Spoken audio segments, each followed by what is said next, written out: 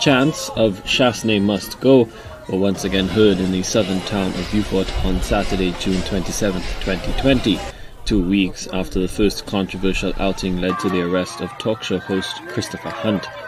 Protesters, some of whom clad in red, expressed their disapproval of the government leader through chants, song and the sound of drum beats.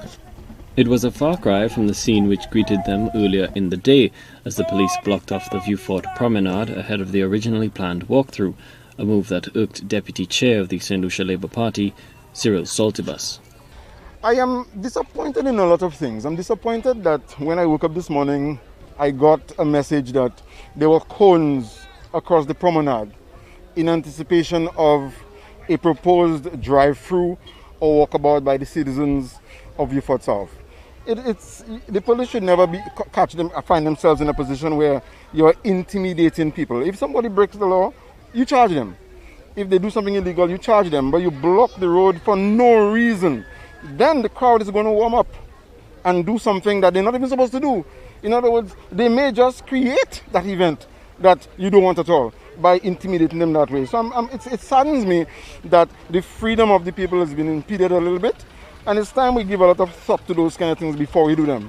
It's the seed you sow that develops into those huge,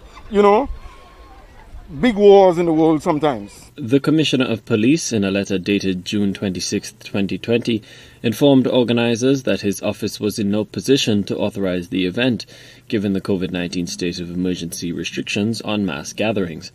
The officer in charge of the Southern Division of the Royal St. Lucia Police Force approached head organiser Stephen Marsler. Our job as law enforcement officers is to enforce the law. So if you proceed to allow your people to assemble, which you are the organizer, I'm just informing you officially that I will direct that you be arrested and charged.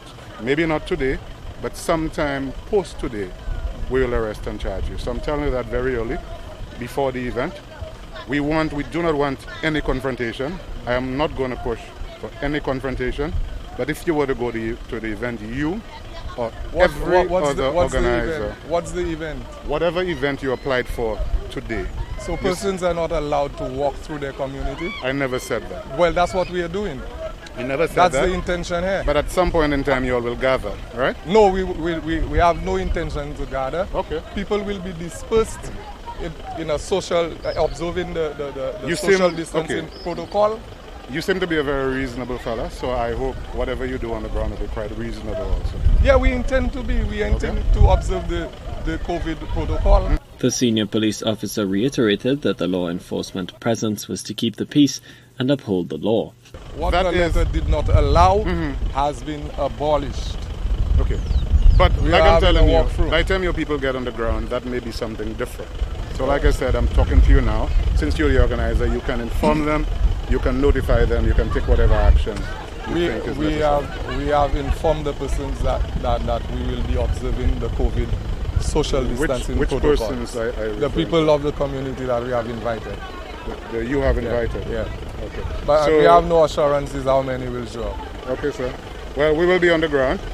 Like I said, we're not seeking confrontation. We're just there for the observance of the law, as we are law enforcement officers, and we will ensure that if, like I said, it proceeds to go that way, then I can assure you you'll be arrested and charged as the organizer. I accept that, and I appreciate the approach. Yes. Marsler explained to News Force that the goal of the movement was to sensitize and mobilize the community in a bid to change the current dispensation. Despite the law enforcement officer's word of caution, organizers decided to chance their luck with a drive through the community. The officer was very professional in his approach, and I'm very appreciative of that. And what he has intimated to us is that the commissioner does not have the power to grant permission for a drive. But then he's firm on the fact that we should not at no time have any mass gathering, which will give him cause to arrest the person who's responsible. Well, we're going to take our chances and we're going to drive.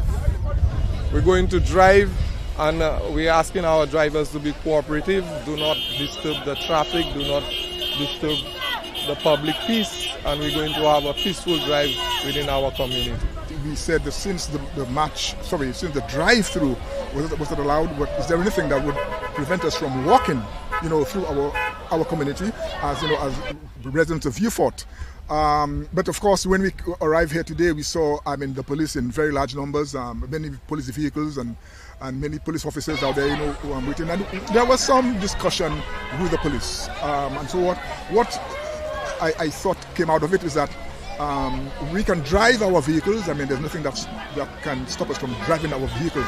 But then we can't have a walk-through. But there's nothing can prevent us from driving our vehicles through the town of Vieux Fort. The protesters drove from the community of Bruceville and through the town of Vieux Fort under the scrutiny of police officers in patrol vehicles who followed the caravan.